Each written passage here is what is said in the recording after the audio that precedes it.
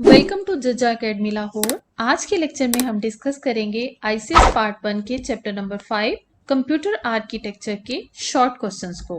Start करते हैं question number 1 से। What is stored program computer? Stored program ऐसे कॉन्सेप्ट को कहते हैं जिसमें मेन मेमोरी के अंदर डेटा और इंस्ट्रक्शंस दोनों को स्टोर किया जाता है। इंस्ट्रक्शंस कहते हैं कमांड्स को जो किसी डेटा पर अप्लाई होनी होती हैं।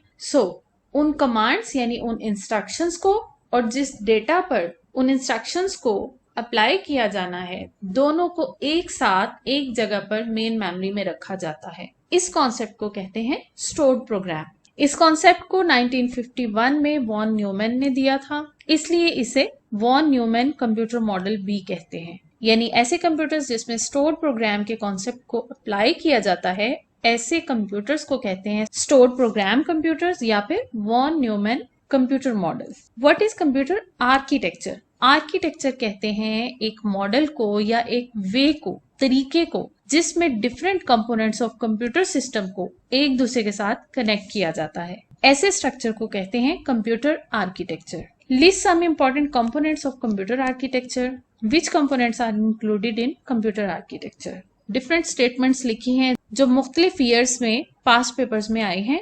इनको आप खुद रीड कीजिएगा। मैं सिर्फ एक्सप्लेनेशन दूंगी ताकि हम मिनिमम टाइम में मैक्सिमम कॉन्सेप्ट्स को क्लियर कर सकें। कंप्यूटर आर्किटेक्चर में जिन कंपोनेंट्स को हम कनेक्ट करवा रहे होते हैं एक दूसरे के साथ, उसमें शामिल है control unit, arithmetic and logic unit, main memory, IO unit, और इन सब को जिस चैनल के साथ एक दूसरे के साथ कनेक्ट किया जाता है उसे कहते हैं बस interconnection. Right the purpose of CPU. CPU को हम कहते हैं कि it is a brain of computer. Computer की जितनी भी इंस्ट्रक्शंस होती हैं उन्हें एग्जीक्यूट करना सीपीयू की रिस्पॉन्सिबिलिटी होती है। List two components of CPU. CPU को दो कंपोनेंट्स में डिवाइड किया जाता है, अरिथमेटिक एंड लॉजिक यूनिट और control unit. Arithmetic and logic unit को फर्दर दो पार्ट्स में डिवाइड किया जाता है, यानी अरिथमेटिक यूनिट और लॉजिक यूनिट। अरिथमेटिक ऑपरेशंस जितने भी हैं जैसे कि प्लस, माइनस, मल्टीप्लिकेशन, डिवीजन, इन सब ऑपरेशंस को परफॉर्म करना अरिथमेटिक यूनिट की रिस्पॉन्सिबिलिटी होती है। और लॉजिक यूनिट ऐसे तमाम ऑपरेशंस को परफॉर्म करता है जिनमें कोई कंपैरिजन किया जाता है। For example, A is less than B, 4 is greater than 3. So decision making के प्रॉब्लम्स जितने भी होते हैं उन्हें लॉजिक यूनिट परफॉर्म करता है। Write two activities perform by control unit. Control unit का क्या काम है? हमने कॉन्सेप्ट पढ़ा था फेच, डीकोड और एग्जीक्यूट। ये साइकिल कंट्रोल यूनिट का साइकिल है। कंट्रोल यूनिट फेच करता है इंस्ट्रक्शंस को मेन मेमोरी से। फेच करने का मतलब है उठाकर लाना, यानी मेन मेमोरी में जो इंस्ट्रक्शंस पड़ी होती हैं उन्हें उठाकर लाता है, कैरी करता है। उन इंस्ट्रक्शंस में जिन ऑपरेशंस को परफॉर्म करने की कमांड्स दी होती हैं उन ऑपरेशंस को आइडेंटिफाई करता है और फिर उन ऑपरेशंस को परफॉर्म करता है, यानी एग्जीक्यूट करता है इंस्ट्रक्शंस को। और इन्हीं तीन स्टेप्स को हम कहते हैं फेच, डीकोड और execute cycle, and these steps are performed by control unit. What is the role of main memory in computer system? Main memory, जिसे हम RAM भी बोलते हैं, RAM stands for Random Access Memory, और इसे कहते हैं working area of computer. Computer में हम जब भी किसी प्रोग्राम को ओपन करते हैं, ओपन होने से पहले वो मेन मेमोरी में लोड होता है, फिर वो ओपन होकर हमारे सामने नजर आता है। इसे कहते हैं वर्किंग एरिया ऑफ कंप्यूटर। और इस मेमोरी में जितनी भी इंस्ट्रक्शंस को स्टोर किया जाता है वो सब टेम्परेरीली स्टोर की जाती हैं। इस डायग्राम में आप देख सकते हैं रैम एक चिप की तरह होती है जो मदरबोर्ड पर फिक्स्ड होती है। Why RAM is called random access memory. Suppose करें कि ये एक मेमोरी एरिया है, यहाँ पर यूं फाइल्स स्टोर्ड हैं। अब जब हमने इन फाइल्स को एक्सेस करना है तो दो तरह के एक्सेस मेथड्स होते हैं। एक होता है सिक्वेंशियल एक्सेस और दूसरा होता है रैंडम एक्सेस। सिक्वेंशियल एक्सेस में हम ये करते हैं कि सबसे पहले हम पहली फाइल को एक्सेस करेंगे, फिर दूसरी को, फिर तीसरी को, फिर चौथी को। यानी अगर हमने पांचवी फाइल को एक्सेस करना है तो हमें पहली चार को एक्सेस करना पड़ेगा। लेकिन रैंडम एक्सेस अप्रोच में अगर हमें फिफ्थ फाइल को अप्रोच करना है तो हम डायरेक्टली फिफ्थ फाइल पर जा सकते हैं, हमें पहली चार को रीड करने की जरूरत नहीं होती। What is RAM and why RAM is called volatile memory. RAM के बारे में ही हम पढ़े हैं कि ये रैंडम एक्सेस मेमोरी है, इसे मेन मेमोरी या प्राइमरी मेमोरी भी कहते हैं, और इसका एक इंपॉर्टेंट फीचर है कि ये वोलेटाइल मेमोरी है। वोलेटाइल मेमोरी ऐसी मेमोरी को कहते हैं जिस मेमोरी में स्टोर डेटा लाइट के चले जाने से अरेज हो जाता है, और नॉन वोलेटाइल मेमोरी ऐसी मेमोरी को कहते हैं जिसमें स्टोर डेटा लाइट के स्विच ऑफ हो जाने से, यानी कंप्यूटर के स्विच ऑफ हो जाने से भी अरेज नहीं होता, बल्कि वहीं पर मौजूद रहता है। नॉन वॉलेटाइल की एग्जांपल है रोम, रीड ओनली मेमोरी, और वॉलेटाइल मेमोरी की एग्जांपल है RAM. What is the concept of memory address. हमने मेमोरी की बात की कि हम मेमोरी में डिफरेंट फाइल्स को स्टोर करते हैं, तो डिफरेंट फाइल्स को हम मेमोरी के अंदर जहां स्टोर करते हैं उस लोकेशन का कोई ना कोई स्पेसिफिक और यूनिक एड्रेस हुआ करता है। यानी मेमोरी एरिया को डिफरेंट सेल्स में डिवाइड किया जाता है और हर सेल का एक यूनिक एड्रेस होता है, उसे कहते हैं मेमोरी एड्रेस। और डेटा को हम कैसे रिप्रेजेंट करते हैं मेमोरी के अंदर। Data is always represented in the form of bits.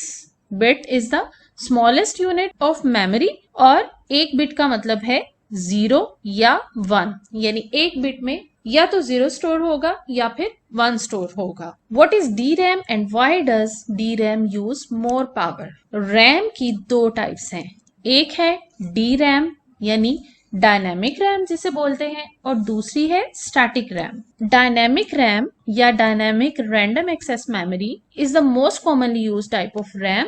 ये बहुत चीप होती है। इसका एक डिसएडवांटेज ये है कि इट यूजेस मोर पावर, और मोर पावर ये इसलिए यूज करती है क्योंकि डी रैम अपने आप को रिफ्रेश करती रहती है आफ्टर रेगुलर इंटरवल्स। इसका बार बार रिफ्रेश होना ज्यादा पावर कंज्यूम करता है as compared to S RAM, और डायनेमिक होने की वजह से ये स्लो मेमोरी है। रैम की दूसरी टाइप एस रैम है यानी स्टैटिक मेमोरी। स्टैटिक का मतलब है कि ये स्टिल रहती है, इसे खुद को रिफ्रेश करने की जरूरत नहीं होती। इसी वजह से ये मेमोरी फास्टर मेमोरी होती है as compared to dynamic RAM. What do you know about cache memory. A small but very fast memory within the CPU. पहले हमने बात की मेन मेमोरी की। मेन मेमोरी सीपीयू के साथ कनेक्टेड होती है, लेकिन अगर हम कैश मेमोरी को भी सीपीयू के साथ अटैच करना चाहें तो मेन मेमोरी और सीपीयू के दरमियान में कैश मेमोरी को प्लेस किया जाता है। और जब हम कैश मेमोरी को अटैच कर दें सीपीयू के साथ, तो पहले सीपीयू कैश मेमोरी से डेटा को रीड करता है और फिर मेन मेमोरी में जाता है। यानी अगर सीपीयू को कैश मेमोरी से डेटा नहीं मिलता तो वो मेन मेमोरी में जाता है। अदरवाइज अगर सीपीयू को कैश मेमोरी से डेटा मिल जाए तो उसे मेन मेमोरी से सर्च करने की जरूरत नहीं पड़ती। कैश मेमोरी बहुत फास्टर मेमोरी होती है, so it speeds up the operation of the CPU. Okay, difference है प्राइमरी मेमोरी और कैश मेमोरी के दरमियान में। प्राइमरी मेमोरी कैश मेमोरी से लेस फास्टर होती है, और जैसा कि हमने डिस्कस किया कि पहले सीपीयू कैश मेमोरी से डेटा को रीड करता है और फिर प्राइमरी मेमोरी से रीड करता है। और तीसरा डिफरेंस भी हमने डिस्कस किया कि प्राइमरी मेमोरी को कैश मेमोरी के बाद में प्लेस किया जाता है, यानी सीपीयू और मेन मेमोरी के दरमियान में कैश मेमोरी को प्लेस किया जाता है। Define ROM and its types. हमने बात की थी नॉन वोलेटाइल मेमोरी की, जिसमें हमने डिस्कस किया रोम को। रोम stands for read only memory. इसमें जितनी भी इंस्ट्रक्शंस पड़ी होती हैं वो परमानेंटली पड़ी होती हैं और लाइट के चले जाने से वो डिलीट नहीं होती। आमतौर पर it stores bootstrap instructions. Bootstrap instructions उन इंस्ट्रक्शंस को कहते हैं जो तब एग्जीक्यूट होती हैं जैसे ही हम सीपीयू को स्विच ऑन करते हैं, बटन प्रेस करते हैं, साथ ही रोम से बूटस्ट्रैप इंस्ट्रक्शंस एग्जीक्यूट होती हैं और ऑपरेटिंग सिस्टम को मेमोरी में लोड करती हैं। उसके बाद ही हमारे सामने वेलकम स्क्रीन खुलती है और हम कंप्यूटर पर काम करने के काबिल होते हैं। ओके, रोम की 3 टाइप्स हैं, पी रोम, EPROM और EEPROM. PROM stands for Programmable Read-Only Memory, Erasable Programmable Read-Only Memory and Electrically Erasable Programmable Read-Only Memory. Why ROM is called Non-Volatile Memory? Discussion कर चुके हैं हम। Difference between volatile and non volatile memory भी हो गया। Why ROM is used in computer system? इसका इस्तेमाल भी हमने देख लिया था कि ये परमानेंटली इंस्ट्रक्शंस को स्टोर करने के लिए यूज होती है, जैसा कि bootstrap instructions. Differentiate between PROM and EPROM। PROM programmable read only memory and erasable programmable read only memory. दोनों मेमोरीज इनिशियली ब्लैंक होती हैं। प्रोग्रामेबल रोम को सिर्फ एक बार प्रोग्राम किया जा सकता है, यानी इस मेमोरी पर सिर्फ एक बार डेटा को राइट किया जा सकता है। जब हम एक बार डेटा को राइट कर लें, उसके बाद डेटा को रिमूव नहीं किया जा सकता, रीराइट नहीं किया जा सकता। जबकि अरेजेबल प्रोग्रामेबल रीड ओनली मेमोरी में by using special devices data को राइट करने के बाद उसे रिमूव करके नई इंस्ट्रक्शंस राइट की जा सकती हैं, जिसे कहते हैं रीराइट करना। सो इन दोनों टाइप्स में मेन डिफरेंस ये है कि प्रोग्रामेबल रीड ओनली मेमोरी को सिर्फ एक बार प्रोग्राम किया जा सकता है, सिर्फ एक बार राइट किया जा सकता है, जबकि इस मेमोरी में हम डेटा को अरेज करके दोबारा इंस्ट्रक्शंस को या डेटा को राइट कर सकते हैं। It's not erasable. And EPROM पर डेटा को रीराइट करने के लिए अल्ट्रावायलेट रेज को यूज किया जाता है। Define EEPROM। Electrically erasable programmable read only memory. User can erase and rewrite instructions with electrical pulses. Electrical pulses को यूज करते हुए इस टाइप की रोम पर डेटा को रिमूव भी किया जा सकता है और दोबारा से एंटर भी किया जा सकता है। डिफाइन बस interconnection. Very important concept. Communication channel या कम्युनिकेशन पाथ जो एक कंपोनेंट को दूसरे कंपोनेंट के साथ कनेक्ट करता है, उस पाथ को कहते हैं बस। इस पिक्चर में आप देख सकते हैं ये मदरबोर्ड है। इस पर ये जो आपको लाइंस नजर आ रही हैं, इन लाइंस को कहते हैं कंप्यूटर बसेस। ये हैं मदरबोर्ड पर बसेस, और दूसरी जो केबल की फॉर्म में हम कंपोनेंट्स को एक दूसरे के साथ कनेक्ट करते हैं, इस पिक्चर में इन डिफरेंट केबल्स को दिखाया गया है। ये भी बस की डिफरेंट टाइप्स हैं। डिफाइन कंप्यूटर बस। कंप्यूटर बस की दो टाइप्स हैं, सिस्टम बस और एक्सपेंशन बस। डिफाइन सिस्टम बस and list different types of system buses. यहाँ पर आप देख सकते हैं ये सिस्टम बस है, जिसे फर्दर 3 टाइप्स में डिवाइड किया गया है, कंट्रोल बस, एड्रेस बस और डेटा बस।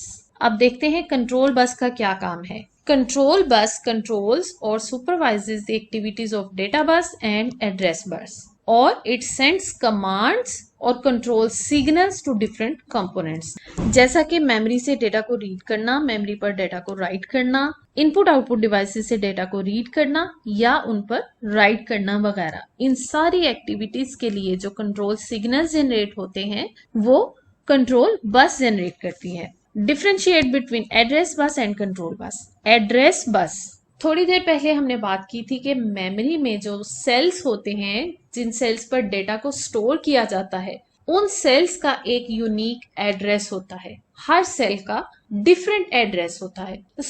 जब हमने डेटा को मेमोरी से रीड करना हो या राइट करना हो, तो डेफिनेटली उस डेटा के सेल तक पहुंचने के लिए उसका एड्रेस चाहिए होता है, और उस एड्रेस को प्लेस किया जाता है एड्रेस बस पर, यानी एड्रेस बस एड्रेस को कैरी करती है। It carries information about the location of data in memory, जहां से हमने डेटा को पिक करना हो या डेटा को राइट करना हो। और ये यूनी डायरेक्शनल बस होती है, यानी एक ही डायरेक्शन में एड्रेसेस को ट्रांसफर किया जाता है, और वो डायरेक्शन होती है CPU टू मेमोरी, क्योंकि CPU इंस्ट्रक्शंस देता है कि मेमोरी से किस जगह से डेटा को उठाना है या डेटा को प्लेस करना है। दूसरी टाइप है कंट्रोल बस। कंट्रोल बस को हम ऑलरेडी डिस्कस कर चुके कि ये सिर्फ सुपरविजन करती है। Explain data bus. देखें, एड्रेस बस आइडेंटिफाई करती है जिस एड्रेस से डेटा को पिक करना है। अब जो डेटा को पिक करने का काम है वो करती है डेटा बस, यानी CPU से डेटा को अगर मेमोरी की तरफ मूव करना हो या मेमोरी से CPU की तरफ मूव करना हो, इसके लिए यूज की जाती है data bus. So data bus is by directional, यानी दोनों तरफ डेटा को मूव किया जा सकता है। और डेटा बस पर जितनी नंबर ऑफ लाइंस होती हैं, उतनी ही नंबर ऑफ बिट्स एक वक्त में ट्रांसफर की जा सकती हैं। यानी अगर डेटा बस 8 बिट्स की होगी, उस पर 8 लाइंस होंगी, तो 8 बिट डेटा को एक वक्त में मूव किया जा सकेगा। अगर उस पर 16 लाइंस होंगी तो 2 बाइट्स को या 16 बिट्स को एक वक्त में मूव करवाया जा सकेगा, and so on. Right the use of expansion बस। हम मदरबोर्ड पर एक डिफरेंट टाइप्स की स्लॉट्स होती हैं जिन्हें कहते हैं एक्सपेंशन स्लॉट्स, जो आप यहाँ पर डायग्राम में देख सकते हैं। ये स्लॉट्स कहलाती हैं एक्सपेंशन स्लॉट्स। हम डिफरेंट कार्ड्स को, जैसे कि ग्राफिक कार्ड्स है या साउंड कार्ड है, इन कार्ड्स को in expansion slots per fix किया जाता है, यानी एक्सटर्नल कंपोनेंट्स को इन स्लॉट्स पर फिक्स किया जाता है। और एक्सपेंशन बस सीपीयू को कनेक्ट करवाती है इन एक्सपेंशन स्लॉट्स के साथ। Okay, next question, how to transfer data from CPU to memory.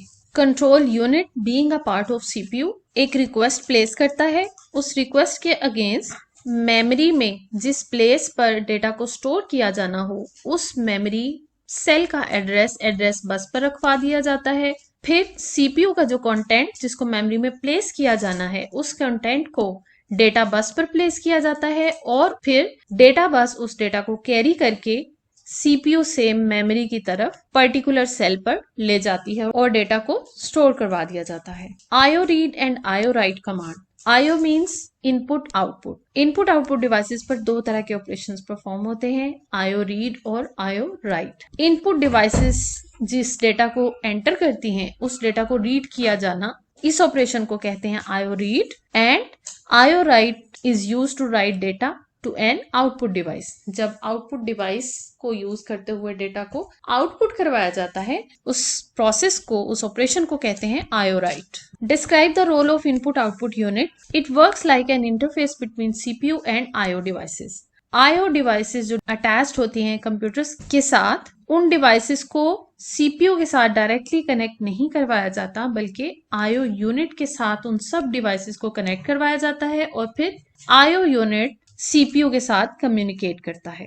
What is interrupt? Interrupt एक सिग्नल को कहते हैं। Signal generated by IO devices to tell CPU that IO devices are ready to perform IO operations. यानी जब input output devices ने IO read या IO write करवाना होता है, उसके लिए आईओ डिवाइसेस जो सिग्नल सेंड करती हैं सीपीयू को, उस सिग्नल को कहते हैं इंटरप्ट। और इंटरप्ट के नतीजे में सीपीयू अपनी तमाम एक्टिविटीज को स्टॉप कर देता है और आईओ ऑपरेशंस को परफॉर्म करने लग जाता है। फिर आईओ ऑपरेशंस को कंप्लीट करने के बाद सीपीयू अपने पहले वाले काम की तरफ वापस आता है। अब यहाँ पर आप देखें कि इनपुट आउटपुट डिवाइसेस तो बेशुमार होती हैं जिनसे कोई ना कोई हमें काम ऑल टाइम लेना पड़ता है। अगर सीपीयू इन डिवाइसेस के इंटरप्ट्स को ही रिसीव करने लग जाए तो वो अपने इंपॉर्टेंट टास्क्स को परफॉर्म नहीं कर पाएगा, वो तो सिर्फ इनपुट और आउटपुट ऑपरेशंस में ही खुद को बिजी रखेगा। इस प्रॉब्लम को सॉल्व करने के लिए, यानी सीपीयू की एफिशिएंसी को बढ़ाने के लिए, इनपुट आउटपुट डिवाइसेस को डायरेक्टली सीपीयू के साथ अटैच नहीं किया जाता और हम एक कॉन्सेप्ट को यूज करते हैं, direct memory access. It is a special hardware component called DMA controller and it is used to transfer data between main memory and input-output devices without involving CPU all the time. CPU को directly involve होने के बजाय इस component को use किया जाता है, जिसकी वजह से input-output devices की तमाम activities को DMA कंट्रोलर डील कर रहा होता है और वो बार बार सीपीयू को डिस्टर्ब नहीं करती और इससे सीपीयू की ओवरऑल परफॉर्मेंस बढ़ जाती है। Define the term register. Register एक स्मॉल मेमोरी है जो कि बहुत ही फास्टर मेमोरी होती है और ये इनसाइड द सीपीयू होती है, यानी रजिस्टर सीपीयू की इंटरनल स्टोरेज है and it is used for temporary storage of data and instructions during the execution of program. What is the purpose of CPU registers? CPU registers की कई types हैं and they are used to store data and instructions temporarily to increase the performance of CPU. What is an instruction? Instruction एक written command है जो user CPU को provide करता है to perform a specific task. What program register holds? Program register की एक type है, इसे program register भी कहते हैं और प्रोग्राम काउंटर रजिस्टर भी कहते हैं और इसे इंस्ट्रक्शन पॉइंटर रजिस्टर भी कहते हैं। These are the different names of program register. और इस रजिस्टर का पर्पस ये होता है कि जिस नेक्स्ट इंस्ट्रक्शन को मेमोरी से फेच किया जाना हो, उस इंस्ट्रक्शन का एड्रेस इस रजिस्टर में स्टोर किया जाता है। What is the use of instruction register? जिस इंस्ट्रक्शन को एग्जीक्यूट करवाना हो उस इंस्ट्रक्शन को फेच करके IR रजिस्टर में या इंस्ट्रक्शन रजिस्टर में स्टोर किया जाता है। What is the use of memory address register? Memory address register या MAR register holds the address of memory where CPU wants to read or write data. Memory buffer register. It is used to store data or instructions coming from the memory or going to the memory. Memory में जब हमने data को store करवाना हो या memory से read करना हो, उस डेटा को एक जगह से दूसरी जगह मूव करवाने के लिए मेमोरी बफर रजिस्टर यूज होता है। What is stack register? Stack एक खास डेटा स्ट्रक्चर को कहते हैं और stack registers are use to manage stack, और इसे स्टैक पॉइंटर रजिस्टर भी कहते हैं। Stack is just like a bucket. जिस तरतीब से आप बकेट में चीजों को प्लेस करते हैं उसकी उलट तरतीब से आप उनको बाहर निकालते हैं, यानी जो आइटम बकेट के सबसे टॉप पर होगी वो सबसे पहले बाहर निकलेगी, and so on. Define general purpose register. These registers are the part of ALU, arithmetic and logic unit. जिन रजिस्टर्स को यूज करते हैं उन्हें कहते हैं जनरल पर्पस रजिस्टर्स। सो ऐसे रजिस्टर्स मैथमेटिकल और लॉजिकल ऑपरेशंस को परफॉर्म करने के लिए यूज होते हैं, जैसा कि डेटा मूवमेंट ऑपरेशंस वगैरह। There are 4 general purpose registers: accumulator register AX, base register BX, counter register CX और डेटा रजिस्टर DX।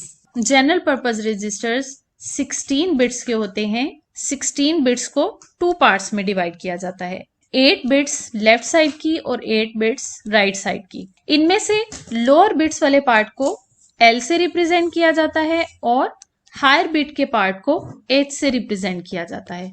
यानी A रजिस्टर के 2 पार्ट्स होंगे। पहला पार्ट होगा लोअर बिट्स वाला AL रजिस्टर और दूसरे पार्ट को कह सकते हैं AH रजिस्टर। इसी तरह BX रजिस्टर को भी 2 पार्ट्स में डिवाइड करेंगे। उसकी लोअर बिट्स का मतलब है 0 से लेकर 7 और हायर बिट्स का मतलब है 8 से लेकर 16 तक। लोअर बिट्स को L से रिप्रेजेंट करते हैं और हायर बिट्स को H से रिप्रेजेंट करते हैं। What is accumulator register? Accumulator register general purpose register है और it holds values during arithmetic and other data transfer operations. यहाँ पर देखें differentiate between AL and AH registers, ये मैंने आपको एक्सप्लेन कर दिया है। Write down the size of AX and AL, ये भी मैंने आपको एक्सप्लेन किया। टोटल रजिस्टर 16 बिट्स का है। AX रजिस्टर में फिर कितनी नंबर ऑफ बिट्स होंगी? 16, लेकिन AL क्योंकि इसका AX का हाफ है इसलिए इसमें 8 बिट्स होंगी। और अगर आप इसे बाइट्स की सूरत में लिखना चाहें तो AX रजिस्टर में 2 बाइट्स और AL रजिस्टर में 1 बाइट होगी। Differentiate between CX and DX register. CX register कहते हैं काउंटर रजिस्टर को। It is use for counting purpose, जो कि काउंटिंग वाली ऑपरेशंस में यूज होता है जैसे कि लूप्स वगैरह। और DX रजिस्टर होता है डेटा रजिस्टर। इसे यूज किया जाता है डिवीजन और मल्टीप्लिकेशन वाले ऑपरेशंस को परफॉर्म करते हुए। Distinguish between an instruction and an operation. Instruction कहते हैं ऐसी कमांड को जो यूजर CPU को सेंड करता है to perform a specific operation, और जब उस इंस्ट्रक्शन को एग्जीक्यूट कर दिया जाता है, उस एग्जीक्यूशन का मतलब है कि ऑपरेशन को परफॉर्म कर दिया गया। So the task performed by CPU according to the instruction is called an operation. Instruction एक कमांड है, जबकि उसकी कमांड की एग्जीक्यूशन को हम कह सकते हैं कि ये ऑपरेशन है। What is instruction format? Instruction format कहते हैं इंस्ट्रक्शन को लिखने के तरीके को। An instruction consists of a group of binary digits. The arrangement of bits in each part of an instruction code is called instruction format or instruction code format. Instruction format में different fields होती हैं, जैसा कि आप इस diagram में देख सकते हैं। एक फील्ड है ओप कोड की, ये मैंडेटरी फील्ड होती है। हर इंस्ट्रक्शन में ओप कोड की फील्ड होना लाजमी होता है। दूसरी फील्ड्स हैं एड्रेस फील्ड्स। एड्रेस फील्ड्स किसी इंस्ट्रक्शन का पार्ट हो भी सकती हैं और ऐसा भी हो सकता है कि इंस्ट्रक्शन विदाउट एड्रेस फील्ड्स की हो। सो मेनली इंस्ट्रक्शन फॉर्मेट के 2 पार्ट्स हैं। ऑपरेशन फील्ड डिफाइन करती है कि इस इंस्ट्रक्शन में किस ऑपरेशन को परफॉर्म करना है, यानी वैल्यूज को ऐड करना है, सब्ट्रैक्ट करना है या मूव करना है। और एड्रेस फील्ड मेमोरी के एड्रेसेस को बताती है जिन एड्रेस पर ऑपरेंड्स पड़े होते हैं। ऑपरेंड का मतलब है वो वाली वैल्यूज जिनके ऊपर किसी ऑपरेशन को परफॉर्म किया जाना है। फॉर एग्जाम्पल 2 मल्टीप्लाइड बाय 6 में ऑपरेंड्स हैं 2 और 6 और मल्टीप्लीकेशन है ऑपरेशन। डिफाइन ऑपरेंड कोड और ऑप कोड, इसे हम डिफाइन कर चुके हैं। What is zero address instruction format? ऐसी इंस्ट्रक्शन जिसमें एड्रेस फील्ड नहीं होती, उस इंस्ट्रक्शन फॉर्मेट को कहते हैं जीरो एड्रेस इंस्ट्रक्शन फॉर्मेट। उसमें सिर्फ ओप कोड लिखा होता है। अब सोचने की बात यह है कि अगर ऑपरेशन कोड तो डिफाइंड है, कौन सा ऑपरेशन परफॉर्म होना है, लेकिन ऑपरेंड्स ही नहीं है, तो फिर ऑपरेशन कैसे परफॉर्म होगा? यानी ऑपरेंड्स कहां पर स्टोर्ड होंगे?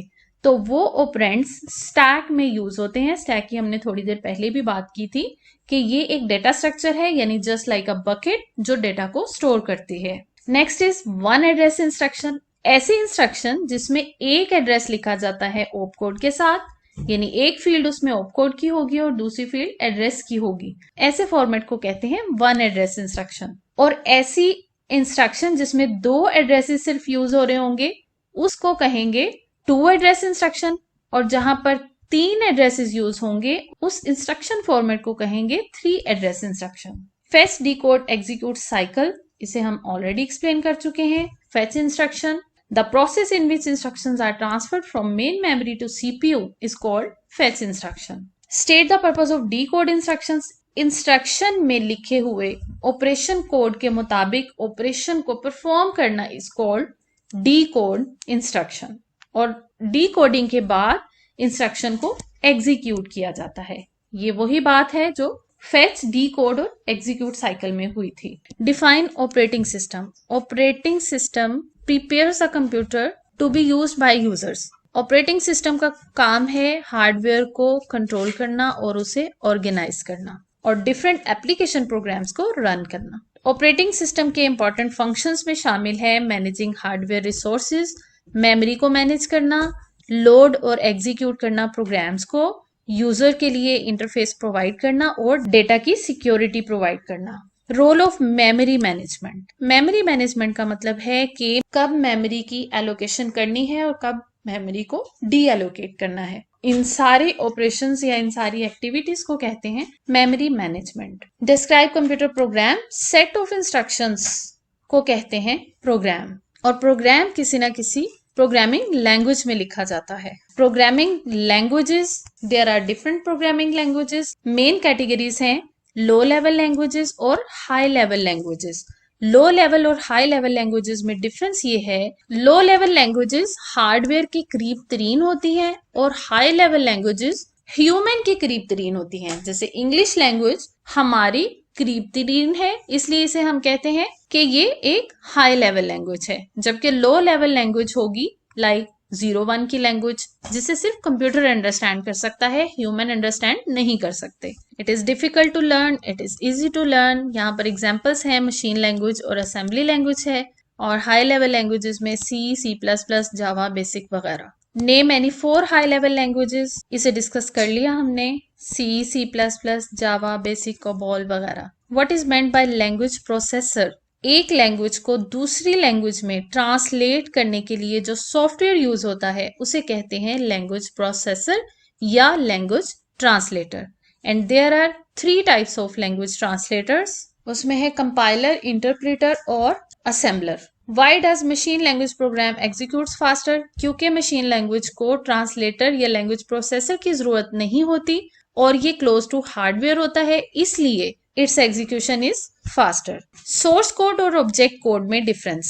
जिस प्रोग्राम को हाई लेवल लैंग्वेज में लिखा जाता है उसे कहते हैं सोर्स प्रोग्राम, और जब सोर्स प्रोग्राम को लैंग्वेज ट्रांसलेटर से गुजार कर ट्रांसलेट कर दिया जाता है मशीन लैंग्वेज में, तो उस कोड को कहते हैं ऑब्जेक्ट कोड, जो कि एक बाइनरी कोड होता है। Difference between compiler and interpreter.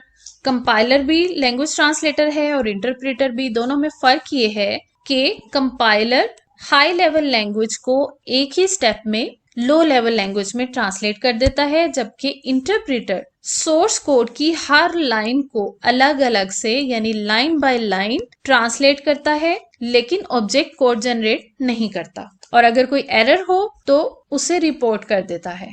Describe assembly language. Assembly language एक लो लेवल लैंग्वेज है। It is easy to learn then machine language.